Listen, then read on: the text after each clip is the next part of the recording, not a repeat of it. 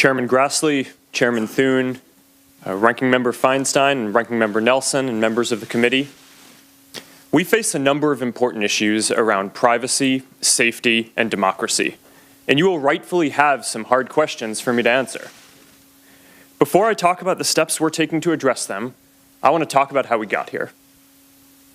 Facebook is an idealistic and optimistic company. For most of our existence, we focused on all of the good that connecting people can do. And as Facebook has grown, people everywhere have gotten a powerful new tool for staying connected to the people they love, for making their voices heard, and for building communities and businesses. Just recently, we've seen the Me Too movement and the March for Our Lives organized, at least in part, on Facebook. After Hurricane Harvey, people came together to raise more than $20 million for relief. And more than 70 million small businesses use Facebook to create jobs and grow. But it's clear now that we didn't do enough to prevent these tools from being used for harm as well. And that goes for fake news, for foreign interference in elections, and hate speech, as well as developers and data privacy. We didn't take a broad enough view of our responsibility, and that was a big mistake. And it was my mistake, and I'm sorry. I started Facebook, I run it, and I'm responsible for what happens here. So now, we have to go through all of our relationship with people and make sure that we're taking a broad enough view of our responsibility. It's not enough to just connect people. We have to make sure that those connections are positive. It's not enough to just give people a voice. We need to make sure that people aren't using it to harm other people or to spread misinformation. And it's not enough to just give people control over their information. We need to make sure that the developers they share it with protect their information too. Across the board, we have a responsibility to not just build tools, but to make sure that they're used for good. It will take some time to work through all the changes we need to make across the company, but I'm committed to getting this right.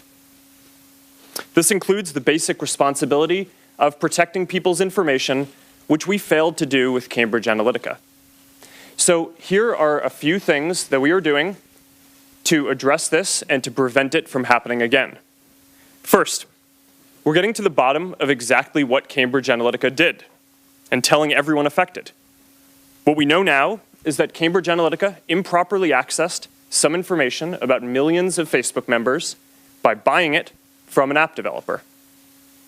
That information, this was information that people generally share publicly on their Facebook pages, like names and their profile picture and the pages they follow. When we first contacted Cambridge Analytica, they told us that they had deleted the data. About a month ago, we heard new reports that suggested that wasn't true. And now we're working with governments in the US, the UK, and around the world to do a full audit of what they've done and to make sure they get rid of any data they may still have.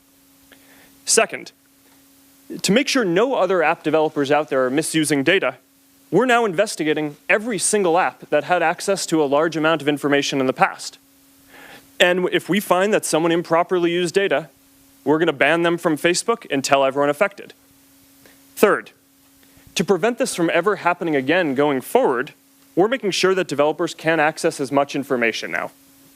The good news here is that we already made big changes to our platform in 2014 that would have prevented this specific situation with Cambridge Analytica from occurring again today. But there's more to do, and you can find more details on the steps we're taking in my written statement. My top priority has always been our social mission of connecting people, building community, and bringing the world closer together. Advertisers and developers will never take priority over that as long as I'm running Facebook. I started Facebook when I was in college.